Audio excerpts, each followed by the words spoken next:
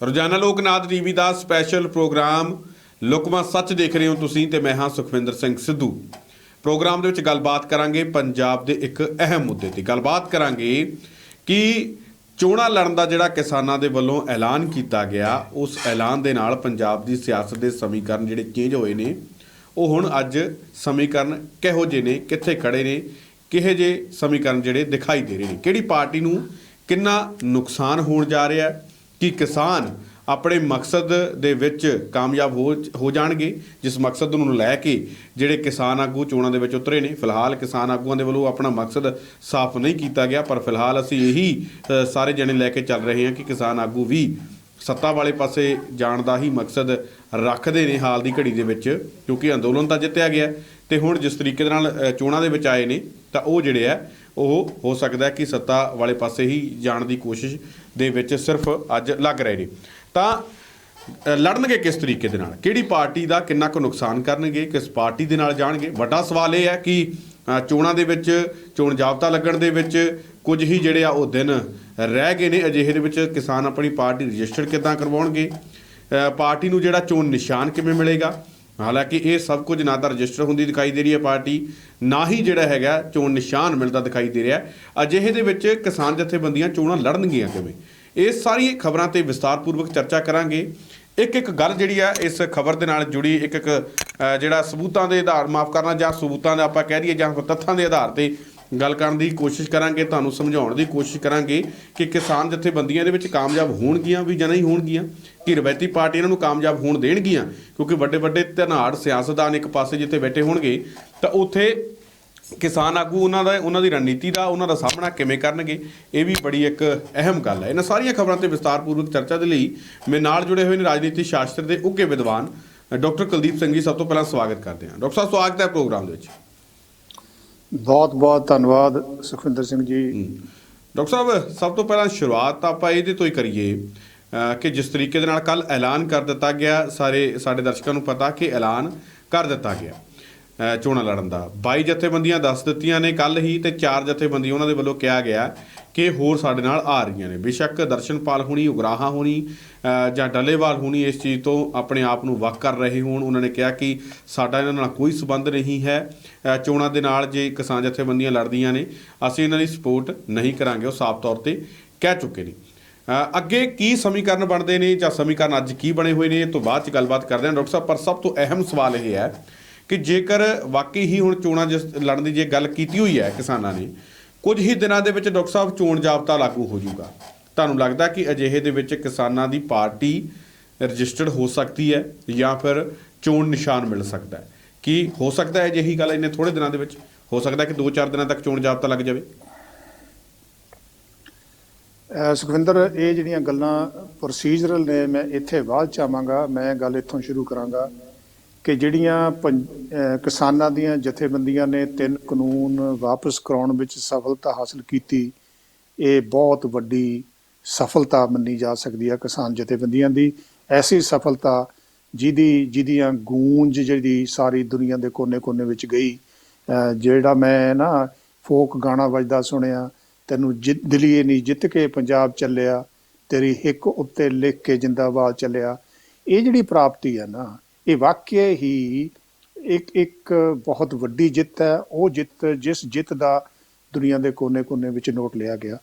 ਪਰੰਤੂ ਇਹ ਜਿਹੜੀ ਜਿੱਤ ਹੈ, ਇਹ ਕਿਸਾਨ ਯੂਨੀਅਨ ਦੀ ਸਮੁੱਚੇ ਤੌਰ ਤੇ ਜਿੱਤ ਹੈਗੀ ਹੈ। SKM ਦੀ ਜਿੱਤ ਹੈ, ਸੰਯੁਕਤ ਕਿਸਾਨ ਮੋਰਚੇ ਦੀ ਜਿੱਤ ਹੈ। ਹੁਣ ਜਦੋਂ ਸੰਯੁਕਤ ਕਿਸਾਨ ਮੋਰਚਾ ਆਪਣਾ 3 ਕਾਨੂੰਨ ਵਾਪਸ ਕਰਕੇ ਜਿੱਤ ਕੇ ਪੰਜਾਬ ਵਾਪਸ ਆਇਆ, ਬਹੁਤ ਹੀ ਥੋੜ੍ਹੇ ਸਮੇਂ ਵਿੱਚ ਇਲੈਕਸ਼ਨਾਂ ਦਾ ਰੁਝਾਨ ਸ਼ੁਰੂ ਹੋ ਗਿਆ। ਉਹਦੇ ਚੋਂ ਜਿਵੇਂ ਤੁਸੀਂ ਕਹਿ ਰਹੇ ਹੋ 22 ਕੇ 25 ਜਥੇਬੰਦੀਆਂ ਨੇ ਚੋਣ ਲੜਨ ਦਾ ਫੈਸਲਾ ਕਰ ਲਿਆ। SSM ਜਾਣੀ ਕਿ ਸੰਯੁਕਤ ਸਮਾਜ ਮੋਰਚਾ ਬਣਾ ਲਿਆ। ਗੱਲ ਇਹ ਨਹੀਂ ਹੈਗੀ ਕਿ ਇਹ ਚੋਣਾਂ, ਚਲੋ ਇਹ ਵੀ ਗੱਲ ਕਰ ਲੈਂਦੇ ਹਾਂ, ਜਿਹੜੀ ਹੁਣ ਤੱਕ ਦੀ ਇੰਡੀਕੇਸ਼ਨ ਆ ਉਹ ਇਹ ਹੈ ਕਿ ਜੇ ਪਾਰਟੀ ਰਜਿਸਟਰ ਨਾ ਹੋਈ, ਫਿਰ ਜਾਂ ਤਾਂ ਸੰਯੁਕਤ ਸਮਾਜ ਮੋਰਚੇ ਦੇ ਪਲੇਟਫਾਰਮ ਹੇਠ ਐਜ਼ ਇੰਡੀਪੈਂਡੈਂਟ ਚੋਣ ਲੜਨਗੇ, ਜਾਂ ਇਹ ਵੀ ਨਜ਼ਰ ਆਉਂਦਾ ਰਾਦਰ ਇੰਡੀਕੇਟ ਕੀਤਾ। ਕੱਲ ਸਟੇਟਮੈਂਟ ਸੀਗੀ ਰੁਲਦੂ ਸਿੰਘ ਉਹਨਾਂ ਦੀ। ਕਿਸਾਨ ਮੋਰਚਾ ਸਾਫ਼ ਤੌਰ ਤੇ ਜਵਾਬ ਦੇ ਚੁੱਕਿਆ ਕਿ ਅਸੀਂ ਇਸ ਚੀਜ਼ ਨੂੰ, ਆਪਣੇ ਪਲੇਟਫਾਰਮ ਨੂੰ ਵੋਟਾਂ ਦੇ ਲਈ ਨਹੀਂ ਵਰਤਣ ਦਿਆਂਗੇ। ਚੋਣਾਂ ਦੇ ਲਈ ਨਹੀਂ ਵਰਤਣ ਦਿਆਂਗੇ, ਸਿਆਸਤ ਲਈ ਨਹੀਂ ਵਰਤਣ ਦਿਆਂਗੇ, ਸਾਫ਼ ਤੌਰ ਤੇ ਉਹਨਾਂ ਨੇ ਐਲਾਨ ਕਰ ਦਿੱਤਾ। ਕਿਸਾਨ ਮੋਰਚਾ ਸਮੁੱਚੇ ਤੌਰ ਤੇ ਇਹ ਗੱਲ ਕਹਿ ਚੁੱਕਿਆ ਤੇ ਕਿਸਾਨ ਮੋਰਚੇ ਵਿੱਚ ਤਾਂ ਜੇ ਆਲ ਇੰਡੀਆ ਲੈਵਲ ਤੇ ਦੇਖਿਆ ਜਾਵੇ 400 ਜਥੇਬੰਦੀਆਂ ਸੀਗੀਆਂ। ਆਪਾਂ ਗੱਲ ਕਰ ਰਹੇ ਹਾਂ ਪੰਜਾਬ ਦੀ 32 ਵਿੱਚੋਂ 22 ਕੇ 25 ਜਥੇਬੰਦੀਆਂ ਜਿਨ੍ਹਾਂ ਨੇ ਚੋਣ ਲੜਨ ਦਾ ਫੈਸਲਾ ਕੀਤਾ, ਆਪਾਂ ਉਹਦੀ ਗੱਲ ਕਰਦੇ ਹਾਂ। ਅੱਜ ਸਟੇਟਮੈਂਟ ਆਈ ਹੈ ਸੰਯੁਕਤ ਕਿਸਾਨ ਮੋਰਚੇ ਦੀ ਕਿ ਜਿਹੜਾ ਚੋਣਾਂ ਲੜਨ ਦਾ ਫੈਸਲਾ ਹੈਗਾ ਇਹ ਸੰਯੁਕਤ ਕਿਸਾਨ ਮੋਰਚੇ ਦਾ ਫੈਸਲਾ ਨਹੀਂ ਹੈਗਾ, ਇਹ ਕੁਝ ਜਥੇਬੰਦੀਆਂ ਦਾ ਫੈਸਲਾ ਹੈਗਾ। ਇਹ ਸੱਚ ਹੈ। ਮੈਂ ਇਹ ਕਹਿ ਰਿਹਾ ਸੀਗਾ ਕਿ ਜਿਹੜੀ ਇਹ ਸੰਯੁਕਤ ਕਿਸਾਨ ਮੋਰਚੇ ਦੀ ਜਿੱਤ ਸੀਗੀ, ਜਿਹੜੀ ਜਿੱਤ ਨੂੰ ਪੰਜਾਬ ਵਿੱਚ ਪੰਜਾਬ ਦੀ ਰਾਜਨੀਤੀ ਨੂੰ ਸਾਫ਼ ਸੁਥਰਾ ਕਰਨ ਲਈ ਵਰਤਿਆ ਜਾ ਸਕਦਾ ਸੀ, ਉਹ ਜਿਹੜਾ ਫੋਰਮ ਸੀ ਉਹ ਵੰਡਿਆ ਗਿਆ। ਕਿਵੇਂ ਵੰਡਿਆ ਗਿਆ? ਪਹਿਲੀ ਗੱਲ, ਜਿਹੜੀ ਸੰਯੁਕਤ ਕਿਸਾਨ ਮੋਰਚੇ ਵਿੱਚ ਸਭ ਤੋਂ ਵੱਡੇ ਜਥੇਬੰਦੀ ਜੋਗਿੰਦਰ ਸਿੰਘ ਅਗਰਾਹਾਂ ਦੀ, ਜਿਹਦੇ 16 ਜ਼ਿਲ੍ਹਿਆਂ 'ਚ ਅਜੇ ਵੀ DC ਦਫ਼ਤਰਾਂ ਦੇ ਬਾਹਰ ਧਰਨੇ ਚੱਲ ਰਹੇ ਨੇ, ਜਿਹੜੀ ਜਥੇਬੰਦੀ ਕਿਸਾਨਾਂ ਦੇ ਕਰਜ਼ੇ ਮਾਫ ਕਰਾਉਣ ਦੀ ਗੱਲ ਕਰ ਰਹੀ ਹੈ, ਜਿਹੜੀ ਜਥੇਬੰਦੀ ਟੋਲ ਦੇ ਰੇਟਸ ਨੂੰ ਵਾਪਸ ਕਰਾਉਣ ਦੀ ਗੱਲ ਕਰ ਰਹੀ ਹੈ, ਤੇ ਜਿਹੜੀ ਪਾਰਟੀ ਨੇ ਇਹ ਗੱਲ ਜ਼ੋਰ ਦੇ ਕੇ ਕਹੀ ਹੈ ਕਿ ਅਸੀਂ ਚੋਣਾਂ ਲੜਨ ਦੇ ਹੱਕ ਵਿੱਚ ਨਹੀਂ ਹੈਗੇ, ਉਹਨਾਂ ਦੀ ਦਲੀਲ ਇਹ ਹੈ ਕਿ ਸਾਡਾ ਸੰਘਰਸ਼ ਦਾ ਜਿਹੜਾ ਅਸਲੀ ਮਕਸਦ ਹੈ ਸਰਕਾਰ ਕੋਲੋਂ ਦਬਾਅ ਪਾ ਕੇ ਕਿਸਾਨਾਂ ਦੀਆਂ ਮੰਗਾਂ ਮਨਵਾਉਣੀਆਂ ਹੈਗੀਆਂ, ਸਾਡਾ ਮਕਸਦ ਸਰਕਾਰ ਬਣਾਉਣਾ ਨਹੀਂ ਹੈਗਾ। ਉਹਨਾਂ ਦੀ ਆਪਣੀ ਦਲੀਲ ਹੈਗੇ। ਇਸੇ ਤਰ੍ਹਾਂ ਦਰਸ਼ਨਪਾਲ ਨੇ ਕਿਹਾ, ਇਸੇ ਡੱਲੇਵਾਲ ਨੇ ਕਿਹਾ। ਹੁਣ ਮੈਂ ਤੁਹਾਨੂੰ ਦੱਸਣਾ ਚਾਹੁੰਦਾ ਕਿ ਜਿਹੜੀ ਇਹ 22 ਕੇ 25 ਜਥੇਬੰਦੀਆਂ ਨੇ ਸੰਯੁਕਤ ਸਮਾਜ ਮੋਰਚਾ ਬਣਾ ਲਿਆ, ਚੋਣਾਂ ਚਾਹੇ ਆਮ ਆਦਮੀ ਪਾਰਟੀ ਨਾਲ ਮਿਲ ਕੇ ਲੜਨ, ਚਾਹੇ ਇੰਡੀਪੈਂਡੈਂਟ ਤੌਰ ਤੇ ਲੜਨ, ਚਾਹੇ ਆਪ ਆਪਣੀ ਪਾਰਟੀ ਬਣਾ ਕੇ ਆਪਣਾ ਸਿੰਬਲ ਲੈਣ, ਇਹ ਗੱਲ ਕੁਝ ਦਿਨਾਂ ਵਿੱਚ ਤੈਅ ਹੋ ਜਾਏਗੀ।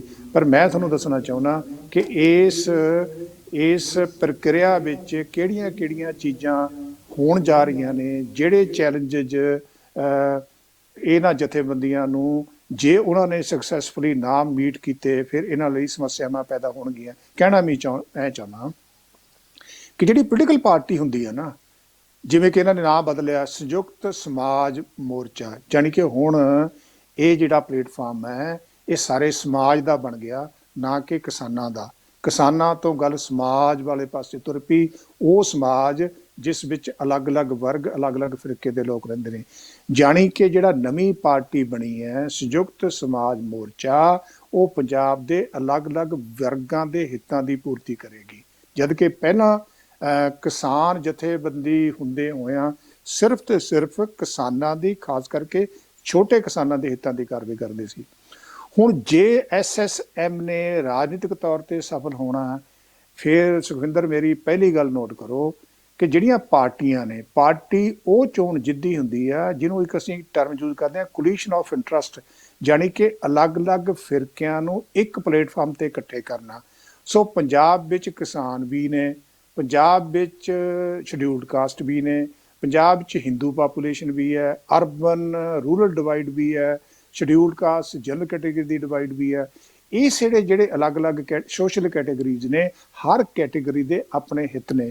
ਹੁਣ ਸਵਾਲ ਇਹ ਆ ਕਿ SSM ਜਦੋਂ ਬਣ ਗਿਆ ਤਾਂ ਬਾਕੀ ਜਿਹੜੇ ਸੋਸ਼ਲ ਕੈਟੇਗਰੀਜ਼ ਨੇ ਉਹਨਾਂ ਦੇ ਹਿੱਤਾਂ ਨੂੰ ਕਿਸ ਤਰੀਕੇ ਨਾਲ ਜਿਹੜਾ ਇਸ ਪਲੇਟਫਾਰਮ ਤੇ ਇਕੱਠੇ ਕਰੇਗਾ। ਟਿਲ ਰੀਸੈਂਟਲੀ ਰਾਜੇਵਾਲ ਸਾਹਿਬ ਇਹ ਕਹਿੰਦੇ ਸੀ ਨਾ ਕਿ ਇਲੈਕਸ਼ਨ ਮੈਨੀਫੈਸਟੋ ਤਾਂ ਇੱਕ ਫਾਰਮੈਲਿਟੀ ਬਣ ਗਿਆ, ਇਹ ਲੀਗਲ ਡਾਕੂਮੈਂਟ ਬਣਨਾ ਚਾਹੀਦਾ। ਜਦ ਕਿ ਜਦੋਂ ਤੁਸੀਂ ਸੰਯੁਕਤ ਕਿਸਾਨ ਮੋਰਚੇ 'ਚ ਬੈਠੇ ਸੀਗੇ, ਪਾਰਟੀਆਂ ਤੇ ਦਬਾਅ ਪਾ ਕੇ ਕਹਿੰਦੇ ਸੀਗੇ ਕਿ ਇਲੈਕਸ਼ਨ ਮੈਨੀਫੈਸਟੋ ਲੀਗਲ ਹੋਣਾ ਚਾਹੀਦਾ। ਹੁਣ ਬਾਕੀ ਫਿਰਕਿਆਂ ਦੇ ਲੋਕ ਇਹਨਾਂ ਕੋਲੋਂ ਐਕਸਪੈਕਟ ਕਰਨਗੇ ਕਿ ਤੁਸੀਂ ਜਿਹੜਾ ਪ੍ਰੋਗਰਾਮ ਦੇਵੋਗੇ ਉਹਨੂੰ ਲੀਗਲ ਬਣਾਓ। ਤੇ ਜਿਹੜੀ ਬਾਕੀ ਵਰਗਾਂ ਦੀ ਇਹਨਾਂ ਨਾਲ ਸਹਿਮਤੀ ਸੀਗੀ, ਜਦੋਂ ਇਹ ਕਿਸਾਨਾਂ ਦੇ ਹਿੱਤਾਂ ਦੀ ਨੁਮਾਇੰਦਗੀ ਕਰਦੇ ਸੀ, ਜ਼ਰੂਰੀ ਨਹੀਂ ਹੁਣ ਜਦੋਂ SSM ਇੱਕ ਪੋਲੀਟੀਕਲ ਫੋਰਸ ਬਣ ਗਿਆ ਉਹਨਾਂ ਲੋਕਾਂ ਦੀ ਸਹਿਮਤੀ ਇਹਨਾਂ ਨਾਲ ਹੋਵੇ। ਉਦਾਹਰਨ ਦੇ ਤੌਰ ਤੇ ਜਿਹੜੇ ਪੰਜਾਬ ਦੇ 33% ਦਲਿਤ ਨੇ, ਹੁਣ ਜਦੋਂ ਇਹ ਪਾਰਟੀ ਬਣ ਗਈ ਹੈ ਜੀ, ਉਹ ਇਹ ਮਹਿਸੂਸ ਕਰਦੇ ਨੇ ਕਿ SSM ਨਾ ਸਿਰਫ ਕਿਸਾਨਾਂ ਦੇ ਹਿੱਤਾਂ ਦੀ ਨੁਮਾਇੰਦਗੀ ਕਰਦਾ ਹੈ, SSM ਜਿਹੜਾ ਉਹ ਸ਼ਡਿਊਲਡ ਕਾਸਟ ਕੈਟੇਗਰੀ ਦੇ ਹਿੱਤਾਂ ਦੀ ਨੁਮਾਇੰਦਗੀ ਵੀ ਕਰਦਾ ਹੈ। ਕੀ ਪੰਜਾਬ ਦੇ ਜਿਹੜੇ ਹਿੰਦੂਜ਼ ਨੇ, ਅਰਬਨ ਬੇਸਡ ਲੋਕ ਨੇ, ਉਹ ਮਹਿਸੂਸ ਕਰਦੇ ਨੇ ਕਿ SSM ਹੁਣ ਨਾ ਸਿਰਫ ਕਿਸਾਨਾਂ ਦੀ ਨੁਮਾਇੰਦਗੀ ਕਰਦਾ ਹੈ, ਅਰਬਨ ਬੇਸਡ ਹਿੰਦੂਆਂ ਦੀ ਨੁਮਾਇੰਦਗੀ ਵੀ ਕਰਦਾ ਹੈ। ਦੇਖੋ ਨਾ, ਕੁਝ ਦਿਨ ਪਹਿਲਾਂ ਜਾ ਕੇ ਡਾਕਟਰ ਸਾਹਿਬ ਉਹ ਠੀਕ ਹੈ ਗੱਲ, ਪਰ ਇੰਨੇ ਥੋੜੇ ਦਿਨਾਂ ਦੇ ਵਿੱਚ ਇਹਨਾਂ ਨੇ ਚੋਣਾਂ ਦਾ ਐਲਾਨ ਕਰਤਾ, ਇਹ ਲੜਨਗੇ ਕਿਵੇਂ ਚੋਣਾਂ? ਗੱਲ ਤਾਂ ਇਹ ਹੈ ਨਾ। ਮੈਂ ਕਹਿੰਦਾ ਚੋਣਾਂ ਲੜਨ ਦੀ ਗੱਲ ਛੱਡੋ, ਉਹ ਸੌਖੀ ਗੱਲ ਹੈ। ਨਹੀਂ ਤੁਹਾਨੂੰ ਪਾਰਟੀ ਰਜਿਸਟਰ ਹੁੰਦੀ ਆਮ ਆਦਮੀ ਪਾਰਟੀ ਨਾਲ, ਜੇ ਇਹਨਾਂ ਦਾ ਅਲਾਇੰਸ ਹੁੰਦਾ ਫਿਰ ਆਮ ਆਦਮੀ ਦੇ ਪਲੇਟਫਾਰਮ ਤੋਂ ਲੜ ਲੈਣਗੇ। ਜਾਂ ਤੁਸੀਂ ਲੋਕਾਂ ਵਿੱਚ ਪ੍ਰਚਾਰ ਹੀ ਕਰਨਾ, ਸਵਾਲ ਉਹੀ ਖੜਾ ਹੁੰਦਾ ਨਾ, ਫਿਰ ਸਵਾਲ ਉਹੀ ਖੜਾ ਹੁੰਦਾ ਕਿ ਆਪਣੀ ਪਾਰਟੀ ਤੋਂ ਨਹੀਂ ਲੜਨਗੇ ਤੇ ਫਿਰ ਕੱਲ ਨੂੰ ਆਮ ਆਦਮੀ ਪਾਰਟੀ ਦੇ ਸਿੰਬਲ ਤੇ ਲੜਨਗੇ। ਇਹਦਾ ਮਤਲਬ ਫਿਰ ਕਿਸਾਨ ਇੱਕ ਤਰੀਕੇ ਨਾਲ ਆਮ ਆਦਮੀ ਪਾਰਟੀ 'ਚ ਸ਼ਾਮਲ ਹੋ ਜਾਣਗੇ।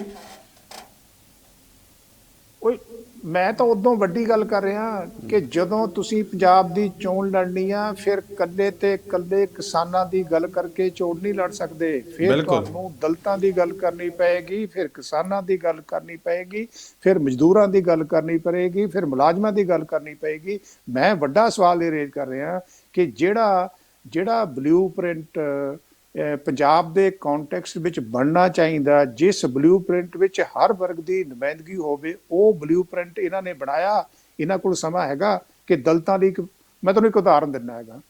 ਜਿਵੇਂ ਆਪਾਂ ਬਾਰ-ਬਾਰ ਇਹ ਗੱਲ ਕਰਦੇ ਹਾਂ ਕਿ ਪੰਜਾਬ ਦਾ ਹਰ ਵਰਗ ਸੜਕਾਂ ਤੇ ਬੈਠਾ ਹੈ, ਇਹ ਤੇ ਸਿਰਫ ਗੱਲ ਦੀ ਹੁਣ ਤੱਕ ਗੱਲ ਕਰਦੇ ਨੇ ਕਿਸਾਨਾਂ ਦੀ। ਇਹ ਕਹਿਣਗੇ ਕੱਲ ਨੂੰ ਕਿ ਨਹੀਂ ਜੀ, ਆ ਜਿਹੜੇ ਪ੍ਰੋਫੈਸਰਾਂ ਦੇ 5 ਸਾਲ ਦੇ ਗ੍ਰੇਡ ਨਹੀਂ ਮਿਲੇ, ਪਹਿਲਾਂ ਨੂੰ ਇਹ ਦੇ ਦਿਓ, ਪਹਿਲਾਂ ਇਹਨਾਂ ਨੂੰ ਦੇ ਦਿਓ, ਕਿਸਾਨਾਂ ਦੀ ਗੱਲ ਅਸੀਂ ਬਾਅਦ ਚ ਕਰਾਂਗੇ।